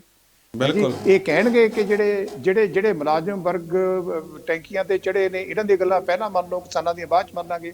ਜਿਹੜੀ ਕਿਸਾਨਾਂ ਦੀ, ਮਜ਼ਦੂਰਾਂ ਦੀ, ਮੁਲਾਜ਼ਮਾਂ ਦੀ, ਸਾਰੇ ਵਰਗਾਂ ਦੇ ਹਿੱਤਾਂ ਦਾ ਸੁਮੇਲ ਕਰਕੇ ਅੱਗੇ ਤੁਰਨ ਦੀ ਪ੍ਰਕਿਰਿਆ, ਉਹ ਜਿਹੜਾ ਮਾਡਲ ਬਣਨਾ ਹੈ, ਉਹ ਮਾਡਲ ਇਹਨਾਂ ਨੇ ਬਣਾਇਆ ਨਹੀਂ। ਇਹ ਕਹਿ ਕੇ ਪਾਰਟੀ ਬਣਾ ਲਈ। ਕੀ ਕਹਿੰਦੇ ਨੇ? ਇਹ ਕਹਿੰਦੇ ਨੇ ਨਾ ਕਿ ਸਾਡੇ ਤੇ ਲੋਕਾਂ ਦਾ ਦਬਾਅ ਸੀ ਕਿ ਤੁਸੀਂ ਪਾਰਟੀ ਕਿਉਂ ਨਹੀਂ ਬਣਾਉਂਦੇ। ਉਹਨਾਂ ਲੋਕਾਂ ਦਾ ਦਬਾਅ ਸੀ ਜਿਹੜੇ ਲੋਕਾਂ ਨੇ ਕਿਸਾਨ ਜਥੇਬੰਦੀਆਂ ਨੂੰ ਕਿਸਾਨਾਂ ਦੀ ਲੜਾਈ ਲੜਦੇ ਹੋਏ ਸਮਰਥਨ ਦਿੱਤਾ। ਉਹਨਾਂ ਨੇ ਤੇ ਕਹਿਣਾ ਹੀ ਹੈ। ਅੱਛਾ, ਇਹ ਵੀ ਗੱਲ ਸੱਚ ਹੈਗੀ, ਇਹ ਵੀ ਗੱਲ ਸੱਚ ਹੈਗੀ ਕਿ ਇਹ ਜਥੇਬੰਦੀਆਂ ਪੰਜਾਬ ਦੀ ਰਾਜਨੀਤੀ ਨੂੰ ਸਾਫ ਸੁਥਰਾ ਕਰਨ ਲਈ ਇੱਕ ਬਹੁਤ ਵੱਡਾ ਰੋਲ ਪਲੇ ਕਰ ਸਕਦੀਆਂ ਸੀਗੀਆਂ ਐਜ਼ ਪ੍ਰੈਸ਼ਰ ਗਰੁੱਪ। ਜਿਹੜੀ ਗੱਲ ਜੋਗਿੰਦਰ ਸਿੰਘ ਉਗਰਾਹਾਂ ਕਰਦੇ ਨੇ ਹੈ ਜੀ, ਉਹ ਸਾਰੀਆਂ ਚੀਜ਼ਾਂ ਹੁਣ ਖਤਮ। ਤੁਸੀਂ ਇਹ ਦੇਖੋ, ਫਾਰ ਐਗਜ਼ਾਮਪਲ, ਇਹ ਟਿਪੀਕਲ ਇਲੈਕਸ਼ਨ ਲੜਦੇ ਨੇ ਹੈ ਜੀ, ਇਲੈਕਸ਼ਨ ਪ੍ਰਕਿਰਿਆ ਲੜਦੇ ਨੇ, ਤੇ ਫਿਰ ਜਿਹੜੀਆਂ ਚੀਜ਼ਾਂ ਲੋਕਾਂ ਨੂੰ ਕਰਪਟ ਕਰਦੀਆਂ ਨੇ, ਉਹਨਾਂ ਤੋਂ ਇਹ ਕਿਵੇਂ ਬਚਣਗੇ? ਉਹਨਾਂ ਤੋਂ ਕਿੱਦਾਂ ਦੂਰ ਰਹਿਣਗੇ? ਮੈਂ ਤੁਹਾਨੂੰ ਇੱਕ ਹੋਰ ਹਾਈਪੋਥੈਟੀਕਲ ਗੱਲ ਕਰਦਾ। ਅਸੀਂ ਚਾਹੁੰਦੇ ਹਾਂ, ਅਸੀਂ ਪ੍ਰੇ ਕਰਦੇ ਹਾਂ, ਦੁਆ ਕਰਦੇ ਹਾਂ ਕਿ ਇਹਨਾਂ ਨੂੰ ਸਫਲਤਾ ਮਿਲੇ, ਇਹਨਾਂ ਨੂੰ ਚੋਣ ਲੜਨ ਦਾ ਅਧਿਕਾਰ ਹੈ। ਮੈਂ ਤੁਹਾਨੂੰ ਇੱਕ ਹਾਈਪੋਥੈਟੀਕਲ ਸਵਾਲ ਪੁੱਛਦਾ ਹਾਂ, ਕੱਲ ਨੂੰ ਜਿਹੜੀਆਂ ਇਹ SSM ਹੈ, ਇਹ ਚੋਣ ਜੇ ਫਾਰ ਐਗਜ਼ਾਮਪਲ ਨਾ ਜਿੱਤ ਸਕਿਆ, ਫਿਰ ਪੰਜਾਬ ਦੀਆਂ ਪਾਰਟੀਆਂ ਕੀ ਕਹਿਣਗੀਆਂ ਕਿ SSM ਨੂੰ ਤਾਂ ਲੋਕਾਂ ਦਾ ਮੈਂਡੇਟ ਹੀ ਨਹੀਂ ਹੈਗਾ ਜੀ, ਇਹ ਤਾਂ ਕਿਸਾਨਾਂ ਨੂੰ ਰਿਪਰੈਜ਼ੈਂਟ ਹੀ ਨਹੀਂ ਕਰਦੀਆਂ। ਫਿਰ ਕੇਂਦਰ ਦੀ ਸਰਕਾਰ ਵੀ ਇਹ ਕਹੇਗੀ ਕਿ SSM ਜਿਹੜਾ ਚੋਣ ਹਾਰ ਗਿਆ, ਇਹ ਤਾਂ ਕਿਸਾਨਾਂ ਨੂੰ ਰਿਪਰੈਜ਼ੈਂਟ ਹੀ ਨਹੀਂ ਕਰਦਾ, ਪੰਜਾਬ ਦੇ ਲੋਕਾਂ ਨੂੰ ਰਿਪਰੈਜ਼ੈਂਟ ਨਹੀਂ ਕਰਦਾ। ਜਾਣੀ ਕਿ ਜਿਹੜੀ ਤੁਹਾਡੀ ਮੋਰਲ ਅਥਾਰਟੀ ਪੈਦਾ ਡਾਕਟਰ ਸਾਹਿਬ ਉਧਰ ਰੁਲਦੂ ਸਿੰਘ ਮਾਨਸਾ ਹੋਰੀ ਇਹ ਗੱਲ ਕਹਿ ਚੁੱਕੇ ਨੇ ਕਿ ਜਦੋਂ ਉਹਨਾਂ ਨੂੰ ਪੁੱਛਿਆ ਗਿਆ ਇੱਕ ਪੱਤਰਕਾਰ ਦੇ ਵੱਲੋਂ ਕਿ ਭਾਈ ਤੁਹਾਡੇ ਨੂੰ ਤਾਂ ਮਿਲਿਆ ਹੀ ਨਹੀਂ, ਤੁਹਾਨੂੰ ਗਠਜੋੜ ਕਿਹਦੇ ਨਾਲ ਹੋ ਸਕਦਾ? ਉਹ ਕਹਿੰਦੇ ਕਿ BJP, ਅਕਾਲੀ ਦਲ ਤੇ ਕਾਂਗਰਸ ਨਾਲ ਨਹੀਂ ਹੋ ਸਕਦਾ, ਇਹਦਾ ਮਤਲਬ ਫਿਰ ਆਪ ਨਾ ਹੋ ਸਕਦਾ। ਉਧਰ ਚਰਚਾਵਾਂ ਇਹ ਵੀ ਸੀ ਕਿ ਆਪ ਜਿਹੜੀ ਹੈਗੀ ਆ ਉਹ ਰਾਜੇਵਾਲ ਨੂੰ ਮੁੱਖ ਮੰਤਰੀ ਦਾ ਚਿਹਰਾ ਬਣਾਉਣਾ ਚਾਹੁੰਦੀ ਹੈ ਜਾਂ ਬਣਾ ਸਕਦੀ ਹੈ। ਜੇ ਕਿਤੇ ਰਾਜੇਵਾਲ ਨੂੰ ਫਿਰ ਉਸੇ ਸੰਦਰਭ ਦੇ ਵਿੱਚ ਇਹ ਗੇਮ ਤਾਂ ਨਹੀਂ ਖੇਡੀ ਗਈ ਵੀ ਭਾਈ ਤੁਹਾਡੇ ਕੋਲੇ ਟਾਈਮ ਹੈ ਨਹੀਂ, ਚੋਣ ਨਿਸ਼ਾਨ ਲੈਣ ਦਾ, ਪਾਰਟੀ ਰਜਿਸਟਰਡ ਕਰਾਉਣ ਦਾ, ਤੁਸੀਂ ਸਾਡੇ ਸਿੰਬਲ ਤੇ ਲੜੋ। ਰਾਜੇਵਾਲ ਮੁੱਖ ਮੰਤਰੀ ਦਾ ਚਿਹਰਾ ਹੋਣਗੇ ਤੇ ਰਾਜੇਵਾਲ ਨੂੰ ਵੀ ਇਹ ਕਹਿਣਾ ਸੌਖਾ ਹੋ ਜੂ ਕਿ ਭਾਈ ਉਹਨਾਂ ਨੇ ਤਾਂ ਪਾਰਟੀ ਵੀ ਸਾਡੇ ਸਰੈਂਡਰ 'ਚ ਕਰਤੀ ਆ, ਸਾਨੂੰ ਸਾਡੇ ਬੰਦੇ ਨੂੰ ਮੁੱਖ ਮੰਤਰੀ ਦਾ ਚਿਹਰਾ ਐਲਾਨਤਾ, ਤਾਂ ਸਾਨੂੰ ਫਿਰ ਕੀ ਦਿੱਕਤ ਹੈਗੀ ਆ ਉਹਨਾਂ ਦੇ ਸਿੰਬਲ ਤੇ ਚੋਣ ਲੜਨ ਦੀ? ਜੇ ਪਾਰਟੀ ਵੀ ਸਾਡੇ ਕੋਲ ਆ ਗਈ, ਮੁੱਖ ਮੰਤਰੀ ਵੀ ਸਾਡਾ ਹੋਊਗਾ, ਕਿਤੇ ਨਾ ਕਿਤੇ ਬਹਾਨੇ ਤਾਂ ਫਿਰ ਇਹ ਵੀ ਚੱਲ ਸਕਦੇ। ਡਾਕਟਰ ਸਾਹਿਬ ਨਹੀਂ, ਇਹ ਠੀਕ ਹੈ ਗੱਲ ਤੁਹਾਡੀ ਬਈ ਜੇ ਆਮ ਆਦਮੀ ਪਾਰਟੀ ਨਾਲ ਉਹਨਾਂ ਦੀ ਇਸ ਕਿਸਮ ਦੀ ਅੰਡਰਸਟੈਂਡਿੰਗ ਹੈਗੀ ਹੈ, ਫਿਰ ਇੱਧਰ ਗੱਲ ਤੁਰ ਸਕਦੀ ਹੈ, ਫਿਰ ਇਹੀ ਇੰਪਰੈਸ਼ਨ ਜਾਏਗਾ ਜਿਹੜਾ ਤੁਸੀਂ ਕਹਿ ਰਹੇ ਹੋ। ਇਹ ਤੋਂ ਇਲਾਵਾ ਮੈਂ ਤਾਂ ਇਹ ਕਹਿਣਾ ਚਾਹੁੰਦਾ ਬਈ ਜੇਕਰ ਰਾਜੇਵਾਲ ਦੀਆਂ ਪੋਲੀਟੀਕਲ ਐਂਬੀਸ਼ਨਸ ਜਗ ਜ਼ਾਹਰ ਹੋ ਜਾਂਦੀਆਂ ਨੇ ਤੇ ਫਿਰ ਉਹ ਟ੍ਰੈਡੀਸ਼ਨਲ ਪੋਲਿਟਿਕਸ ਵਾਲੇ ਪਾਸੇ ਤੁਰ ਪੈਂਦੇ ਨੇ। ਫਿਰ ਜਿਹੜੀ ਅਸੀਂ ਇਹ ਆਸ ਲਾ ਕੇ ਬੈਠੇ ਸੀਗੇ ਕਿ ਜਥੇਬੰਦੀਆਂ ਪੰਜਾਬ ਦੀ ਰਾਜਨੀਤੀ ਨੂੰ ਸਾਫ਼ ਸੁਥਰਾ ਕਰਨਗੀਆਂ ਐਜ਼ ਪ੍ਰੈਸ਼ਰ ਗਰੁੱਪ ਕੰਮ ਕਰਦੇ ਹੋਏ, ਉਹ ਤਾਂ ਗੱਲ ਫਿਰ ਖਤਮ ਹੋ ਗਈ ਜੀ, ਉਹ ਤਾਂ ਪੂਰੀ ਨਾ ਹੋਈ। ਰਾਜੇਵਾਲ ਫਿਰ ਆਮ ਪਾਰਟੀਆਂ ਦਾ ਵਾਂਗੂ ਜੇ ਬਣ ਜਾਂਦੇ ਨੇ। ਤੁਸੀਂ ਦੇਖੋ ਵੀ ਜਿੰਨੀ ਦੇਰ ਤੱਕ 32 ਕਿਸਾਨ ਜਥੇਬੰਦੀਆਂ ਸੰਯੁਕਤ ਕਿਸਾਨ ਮੋਰਚੇ ਦਾ ਹਿੱਸਾ ਰਹੀਆਂ ਹੈ ਜੀ, ਇੱਕ ਵਨ ਪਲੇਟਫਾਰਮ ਤੇ ਕੰਮ ਕਰਦੀਆਂ ਰਹੀਆਂ, ਜਿੱਦਣ 3 ਕਾਨੂੰਨ ਵਾਪਸ ਹੋ ਕੇ ਕਿਸਾਨ ਜਥੇਬੰਦੀਆਂ ਵਾਪਸ ਆਈਆਂ ਤੇ ਰਾਜੇਵਾਲ ਸਾਹਿਬ ਨੇ ਕਹਿਤਾ ਡੱਲੇਵਾਲ ਦੇ ਖਿਲਾਫ ਕਿ ਜੀ ਤੇ ਆਰਐਸਐਸ ਦੇ ਨਾਲ ਇਹਨਾਂ ਦੇ ਕਨੈਕਸ਼ਨਸ ਨੇ, ਜਾਣੀ ਕਿ ਇੱਕ ਪ੍ਰੋਮੀਨੈਂਟ ਲੀਡਰ ਨੂੰ ਇਹ ਕਹਿ ਕੇ ਨਾਰਾਜ਼ ਕਰ ਲਿਆ ਕਿ ਜੀ ਉਹ ਆਰਐਸਐਸ ਦੇ ਲੀਡਰ ਨੇ ਹੈ ਜੀ। ਐਨ ਇਸੇ ਤਰ੍ਹਾਂ ਜੋਗਿੰਦਰ ਸਿੰਘ ਸੋਚਣਾ ਚਾਹੀਦਾ ਸੀ ਨਾ ਕਿ ਅਸੀਂ ਡੱਲੇਵਾਲ ਦੇ ਨਾਲ ਕਦੋਂ ਤੋਂ ਰਲ ਕੇ ਮੋਰਚੇ ਦੇ ਵਿੱਚ ਲੜਾਈ ਲੜ ਰਹੇ ਹਾਂ ਕਿ ਡੱਲੇਵਾਲ ਨੇ ਕੁਝ ਅਜਿਹੀਆਂ ਚੀਜ਼ਾਂ ਕਰਤੀਆਂ ਜਿਹਦੇ ਕਰਕੇ ਉਹਨੂੰ ਆਰਐਸਐਸ ਦਾ ਬੰਦਾ ਲੱਗ ਰਿਹਾ, ਜਾਂ ਫਿਰ ਜਿਵੇਂ ਜਿਹੜਾ ਹੈਗਾ ਰਾਜੇਵਾਲ ਦੇ ਖਿਲਾਫ ਇੱਕ ਇਹ ਬੜੀ ਗੱਲ ਚੱਲ ਪਈ ਹੈ ਕਿ ਰਾਜੇਵਾਲ ਤਾਂ ਭਾਈ ਹਰੇਕ ਦੇ ਵਾਸਤੇ ਸਰਟੀਫਿਕੇਟ ਚੁੱਕੀ ਫਿਰਦੇ ਨੇ, ਹਰੇਕ ਨੂੰ ਗਰਦਾਰ ਕਹਿ ਦਿੰਦੇ ਨੇ, ਹਰੇਕ ਨੂੰ ਆਰਐਸਐਸ ਦਾ ਏਜੰਟ ਕਹਿ ਦਿੰਦੇ ਨੇ, ਜਾਂ ਫਿਰ ਉਸੇ ਤਰੀਕੇ ਦੇ ਨਾਲ ਜਾਣਬੁੱਝ ਕੇ ਕਿਹਾ, ਜਾਂ ਫਿਰ ਰਾਜੇਵਾਲ ਸਾਹਿਬ ਜਿਹੜੇ ਆ ਉਹ ਸਾਫ਼ ਤੌਰ 'ਤੇ ਦੱਸਣ ਕਿ ਭਾਈ ਮੈਂ ਇਸ ਚੀਜ਼ ਦੇ ਕਰਕੇ ਡੱਲੇਵਾਲ ਨੂੰ ਜਿਹੜਾ ਕਹਿ ਰਿਹਾ, ਕਿਉਂਕਿ ਡੱਲੇਵਾਲ ਨੂੰ ਰਾਜੇਵਾਲ ਤੋਂ ਜ਼ਿਆਦਾ ਤਾਂ ਨਹੀਂ ਜਾਣਦੇ ਲੋਕ, ਕਿਉਂਕਿ ਵਿੱਚ ਲਗਾਤਾਰ 1.5 ਸਾਲ ਜਿਹੜੇ ਸੰਘਰਸ਼ ਲੜਿਆ ਇਹਨਾਂ ਨੇ, ਤਾਂ ਉੱਥੇ ਇਕੱਠੇ ਬੈਠੇ ਨੇ, ਉੱਥੇ ਗੱਲਾਂ ਬਾਤਾਂ ਹੋਈਆਂ, ਉੱਥੇ ਰਣਨੀਤੀਆਂ ਵੀ ਹੋਈਆਂ ਕਿ ਉਹਨਾਂ ਰਣਨੀਤੀਆਂ ਦੇ ਵਿੱਚ ਡੱਲੇਵਾਲ ਦੀਆਂ ਗੱਲਾਂ ਤੋਂ ਅਜਿਹਾ ਲੱਗਿਆ, ਕਿਉਂ ਲੱਗਿਆ ਰਾਜੇਵਾਲ ਨੂੰ ਕਿਤੇ ਨਾ ਕਿਤੇ ਵੀ ਸਾਫ਼ ਕਰਨਾ ਚਾਹੀਦਾ ਸੀ। ਜਾਂ ਫਿਰ ਜਿਵੇਂ ਹਰੇਕ ਨੂੰ ਜੇ ਤਾਂ ਰਾਜੇਵਾਲ ਦੀ ਮੰਨਦੇ ਰਹੇ ਤਾਂ ਮੰਨਦੇ ਰਹੇ, ਜੇ ਕਿਸੇ ਨੇ ਆਪਣੀ ਗੱਲ ਰੱਖਣ ਦੀ ਕੋਸ਼ਿਸ਼ ਕੀਤੀ ਤਾਂ ਜਿਵੇਂ ਰਾਜੇਵਾਲ ਬਾਰੇ ਮਸ਼ਹੂਰ ਹੈ, ਜਿਵੇਂ ਮੈਂ ਪਹਿਲਾਂ ਕਹਿ ਕੇ ਹਟਿਆ ਕਿ ਮਿੰਟੋ ਮਿੰਟ ਗਦਾਰ ਦਾ ਸਰਟੀਫਿਕੇਟ। ਮੈਂ ਇਹ ਪੁਆਇੰਟ ਕਹਿਣ ਦੀ ਕੋਸ਼ਿਸ਼ ਕਰ ਰਿਹਾ ਕਿ ਜਦੋਂ ਤੱਕ ਤਾਂ ਕਿਸਾਨਾਂ ਦੇ ਹਿੱਤਾਂ ਦੇ ਮੋਰਚੇ ਵਾਲੀ ਸਾਂਝੀ ਗੱਲ ਸੀਗੀ, ਉਦੋਂ ਤੱਕ ਤੇ ਜਥੇਬੰਦੀਆਂ ਇੱਕ ਪਲੇਟਫਾਰਮ ਤੇ ਰਹੀਆਂ, ਇਕੱਠੀਆਂ ਰਹੀਆਂ, ਕੰਮ ਚੱਲਦਾ ਰਿਹਾ। ਤੇ ਹੁਣ ਜਦੋਂ ਉਹ ਕਾਨੂੰਨ ਵਾਪਸ ਲੈ ਕੇ ਵਾਪਸ ਆਏ ਨੇ ਤੇ ਡਿਸੈਂਸ਼ਨ ਦੀ ਪ੍ਰਕਿਰਿਆ ਸ਼ੁਰੂ ਹੋ ਗਈ। ਜੇ ਕੱਲ ਨੂੰ ਇਹ ਪ੍ਰਕਿਰਿਆ ਵੱਧਦੀ ਰਹਿੰਦੀ ਹੈ, ਡਾਕਟਰ ਦਰਸ਼ਨਪਾਲ ਅਲੱਗ ਸੋਚਦੇ ਨੇ, ਡੱਲੇਵਾਲ ਅਲੱਗ ਸੋਚਦੇ ਨੇ, ਜੋਗਿੰਦਰ ਸਿੰਘ ਉਗਰਾਹਾਂ ਪਹਿਲਾਂ ਹੀ ਅਲੱਗ ਸੋਚਦੇ ਨੇ, ਫਿਰ ਜਿਹੜਾ ਜਿੱਤ ਦੀ ਪ੍ਰਾਪਤੀ ਵਾਲਾ ਸ਼ੇਰਾ ਸੀਗਾ ਉਹ ਤਾਂ ਵੰਡਿਆ ਜਾਏਗਾ, ਕ੍ਰੈਡਿਟ ਤੇ ਡਿਸਟ੍ਰੀਬਿਊਟ ਹੋ ਜਾਏਗਾ। ਉਹਦੇ ਹੁੰਦਿਆਂ ਹੋਇਆਂ ਇਹ ਜਿਹੜਾ SSM ਹੈ, ਇਹ ਬਹੁਤ ਵੱਡੀ ਤਾਕਤ ਪੰਜਾਬ ਵਿੱਚ ਬਣੇ। ਇਹ ਤਾਂ ਹੀ ਸੰਭਵ ਹੋਏਗਾ ਜੇਕਰ ਜਿਹੜੀ ਗੱਲ ਮੈਂ ਬਾਰ-ਬਾਰ ਕਹਿ ਰਿਹਾ ਉਹ ਕਿ ਜਿੰਨੀ ਦੇਰ ਤੱਕ SSM ਪੰਜਾਬ ਦੇ ਅਲੱਗ-ਅਲੱਗ ਵਰਗਾਂ ਦਾ ਸਾਂਝਾ ਪਲੇਟਫਾਰਮ ਨਹੀਂ ਬਣਦਾ, ਜਿਹੜਾ ਕਿ ਸਾਂਝਾ ਪਲੇਟਫਾਰਮ ਬਣਾਉਣ ਦੀ ਕੋਸ਼ਿਸ਼ ਅਜੇ ਤੱਕ ਮੈਨੂੰ ਤਾਂ ਨਜ਼ਰ ਨਹੀਂ ਆਈ, ਉਨੀ ਦੇਰ ਤੱਕ SSM ਪੰਜਾਬ ਦੀਆਂ ਚੋਣਾਂ ਨਹੀਂ ਜਿੱਤ ਸਕਦਾ। SSM ਸਿਰਫ ਤੇ ਸਿਰਫ ਕਿਸਾਨਾਂ ਦੀ ਜਥੇਬੰਦੀ ਹੋ ਕੇ ਨੁਮਾਇੰਦਗੀ ਕਰਦੇ ਹੋਏ ਪੰਜਾਬ ਦੀ ਇਲੈਕਸ਼ਨ ਨਹੀਂ ਜਿੱਤ ਸਕਦਾ। ਡਾਕਟਰ ਸਾਹਿਬ ਉਧਰ ਗੱਲ ਇਹ ਵੀ ਹੈ ਨਾ, ਇੱਧਰੋਂ ਇਹਨਾਂ ਨੇ ਚੋਣਾਂ ਦਾ ਐਲਾਨ ਕਰਤਾ ਲੜਨ ਲਈ, ਤਾਂ ਉਧਰੋਂ ਕੇਂਦਰ ਸਰਕਾਰ ਦੇ ਮੰਤਰੀ ਨਰਿੰਦਰ ਤੋਮਰ ਨੇ ਇਹ ਗੱਲ ਕਹਿਤੀ ਕਿ ਅਸੀਂ ਕਾਨੂੰਨ ਜਿਹੜੇ ਫਿਰ ਲੈ ਕੇ ਆ ਰਹੇ ਹਾਂ। ਉਹ ਗੱਲ ਅਲੱਗ ਹੈ, ਉਹ ਸੱਚ ਹੈ। ਕੇਂਦਰ ਦੀ ਸਰਕਾਰ ਨੇ ਅੱਜ ਤੱਕ ਕਦੇ ਵੀ ਜਿਹੜੇ ਕਾਨੂੰਨ ਨਾ ਕਿਸਾਨਾਂ ਨੂੰ ਮੇਰੇ ਹਿਸਾਬ ਦੇ ਨਾਲ, ਹਾਲਾਂਕਿ ਕਿਸਾਨ ਲੜਨ ਚਾਹੀਦੀਆਂ, ਹਾਲਾਂਕਿ ਜਾਂ ਤਾਂ ਜੇ ਲੜਨੀਆਂ ਸੀ ਤਾਂ ਪਹਿਲੇ ਦਿਨ ਤੋਂ ਪਲੈਨਿੰਗ ਕਰਨੀ ਚਾਹੀਦੀ ਸੀ ਤਾਂ ਜੋ ਹੁਣ ਤੱਕ ਕਿਸਾਨਾਂ ਦਾ ਕਾਡਰ ਪਿੰਡਾਂ ਦੇ ਵਿੱਚ ਬਣ ਜਾਂਦਾ, ਪਰ ਕਿਸਾਨਾਂ ਨੇ ਅਚਾਨਕ ਆ ਕੇ ਇੱਥੋਂ ਕੁਝ ਹੋਰ ਅੰਦਾਜ਼ੇ ਲਗਾਏ ਜਾ ਰਹੇ ਨੇ। ਇੱਕ ਪਾਸੇ ਉਧਰੋਂ ਉਹਨਾਂ ਨੇ ਇਹ ਗੱਲ ਕਹਿਤੀ ਕਿ ਅਸੀਂ ਕਾਨੂੰਨ ਵਾਪਸ ਲੈ ਕੇ ਆ ਰਹੇ ਹਾਂ, ਤੇ ਇੱਧਰ ਧਿਆਨ ਇਹਨਾਂ ਨੇ ਸਾਰੇ ਕਿਸਾਨਾਂ ਨੇ ਕਰ ਲਿਆ ਚੋਣਾਂ ਵਾਲੇ ਪਾਸੇ, ਕੁਰਸੀ ਵਾਲੇ ਪਾਸੇ, ਬਜਾਏ ਇਸ ਦੇ ਕਿ ਉਹ ਕਾਨੂੰਨਾਂ ਨੂੰ ਸੀਰੀਅਸ ਲੈਣ ਦੀ।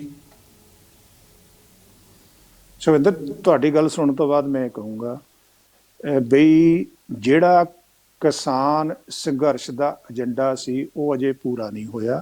ਚਲੋ ਕਾਨੂੰਨ 3 ਵਾਪਸ ਲੈ ਲਏ ਨੇ, ਪਰੰਤੂ ਲਗਾਤਾਰ ਅਸੀਂ ਸੁਣ ਰਹੇ ਹਾਂ ਕਿ ਕੇਂਦਰ ਦੀ ਸਰਕਾਰ ਕਾਨੂੰਨਾਂ ਨੂੰ ਅਜੇ ਵੀ ਵਾਪਸ ਲੈਣ ਦੇ ਬਾਵਜੂਦ ਵੀ ਉਹਨਾਂ ਕਾਨੂੰਨਾਂ ਨੂੰ ਕਿਸਾਨਾਂ ਦੇ ਹੱਕ ਵਿੱਚ ਮੰਨਦੀਆਂ ਨੇ। ਇਹ ਵੀ ਗੱਲਾਂ ਸੁਣਨ ਚ ਆ ਰਹੀਆਂ ਨੇ ਕਿਸੇ ਅਲੱਗ ਫਾਰਮ ਵਿੱਚ ਕਾਨੂੰਨ ਵਾਪਸ ਆ ਸਕਦੇ ਨੇ। ਇੱਦੋਂ ਅੱਗੇ ਜਿਹੜਾ MSP ਦਾ ਮੁੱਦਾ ਉਹ ਤਾਂ ਅਜੇ ਵੈਸੇ ਹੀ ਰਿਜ਼ੋਲਵ ਨਹੀਂ ਹੋਇਆ, ਅਜੇ ਤੱਕ ਕਮੇਟੀ ਬਣਨ ਵਾਲੇ ਪਾਸੇ ਤੁਰਿਆ। ਕੋਈ ਸਰਕਾਰ ਨੇ ਵਰਡਿਕਟ ਥੋੜ੍ਹਾ ਦੇਤਾ ਕਿ MSP ਨੂੰ ਕਿਸ ਰੂਪ ਵਿੱਚ ਅਸੀਂ ਲੀਗਲ ਗਰੰਟੀ ਵਾਲੀ ਸਕੀਮ ਬਣਾਵਾਂਗੇ, ਕੁਛ ਨਹੀਂ ਹੋਇਆ। ਸੋ ਕਿਸਾਨਾਂ ਦਾ ਏਜੰਡਾ ਇਨਕੰਪਲੀਟ ਹੈ। MSP ਤੇ ਕੋਈ ਪ੍ਰਕਿਰਿਆ ਨਹੀਂ ਹੋਈ। ਪੰਜਾਬ ਵਿੱਚ ਜਿਵੇਂ ਕਹਿੰਦੇ ਸੀਗੇ ਕਿ ਅਸੀਂ ਹੁਣ ਜਾ ਕੇ ਚੰਨੀ ਸਰਕਾਰ ਨੂੰ ਘੇਰਾਂਗੇ, ਕਰਜ਼ਾ ਮਾਫ ਕਰਾਵਾਂਗੇ, ਬਾਕੀ ਮੰਗਾਂ ਟੇਕ ਅਪ ਕਰਾਂਗੇ, ਉਹ ਜੇ ਪੂਰੀਆਂ ਨਹੀਂ ਹੋਈਆਂ। ਤੇ ਇਹਦੇ ਦੌਰਾਨ ਹੀ ਇੱਕ ਧੜੇ ਨੇ ਇਲੈਕਸ਼ਨਾਂ ਵਾਲੇ ਪਾਸੇ ਆਪਣਾ ਕੰਮ ਤੋਰ ਲਿਆ। ਇਹਦਾ ਮਤਲਬ ਇਹ ਹੋਇਆ ਜਿਸ ਅਸਲੀ ਏਜੰਡੇ ਨੂੰ ਲੈ ਕੇ ਕਿਸਾਨਾਂ ਦਾ ਸੰਘਰਸ਼ ਸ਼ੁਰੂ ਹੋਇਆ ਸੀ ਉਹ ਪਿੱਛੇ ਰਹਿ ਗਿਆ, ਪਿੜਤੀ ਅੱਗੇ ਆ ਗਈ। ਹੁਣ ਮੇਰੀ ਇੱਕ ਗੱਲ ਧਿਆਨ ਨਾਲ ਸੁਣੋ, ਜਿਹੜੀ ਆਮ ਆਦਮੀ ਪਾਰਟੀ ਹੈ, ਇਹ ਜਿਹੜਾ ਇੰਡੀਆ ਅਗੇਂਸਟ ਕਰਪਸ਼ਨ ਦੀ ਮੂਵਮੈਂਟ ਅੰਨਾ ਹਜ਼ਾਰੇ ਨੇ ਸ਼ੁਰੂ ਕੀਤੀ ਸੀ, ਉਹਦੇ ਚੋਂ ਨਿਕਲੀ। ਜਿਹੜੀ ਕਰਪਸ਼ਨ ਦੇ ਮੁੱਦੇ ਨੂੰ ਲੈ ਕੇ ਇਹ ਮੂਵਮੈਂਟ ਸ਼ੁਰੂ ਹੋਈ, ਜਿਹਦੇ ਚ ਅੰਨਾ ਹਜ਼ਾਰੇ ਵਰਗੇ, ਰਾਮਦੇਵ ਵਰਗੇ ਤੇ ਬਹੁਤ ਜੋਗਿੰਦਰ ਯਾਦਵ ਵਰਗੇ ਹੋਰ ਬਹੁਤ ਲੋਕ ਤੇ ਕੇਜਰੀਵਾਲ ਖੁਦ, ਇਹ ਸਾਰੇ ਸ਼ਾਮਲ ਸੀਗੇ, ਪ੍ਰਸ਼ਾਂਤ ਭੂਸ਼ਣ ਵਗੈਰਾ ਵਗੈਰਾ, ਬਹੁਤ ਵਧੀਆ ਵੱਡੇ ਲੋਕ ਸ਼ਾਮਲ ਸੀਗੇ। ਉਸ ਸੰਘਰਸ਼ ਵਿੱਚੋਂ ਜਿਹੜੇ ਕਰਪਸ਼ਨ ਦੇ ਮੁੱਦੇ ਨੂੰ ਲੈ ਕੇ ਸੰਘਰਸ਼ ਲੜਿਆ ਸੀ, ਉਹ ਪਿੱਛੇ ਪੈ ਗਿਆ। ਆਮ ਆਦਮੀ ਪਾਰਟੀ ਬਣ ਗਈ, ਦਿੱਲੀ 'ਚ ਪਾਵਰ ਆ ਗਈ।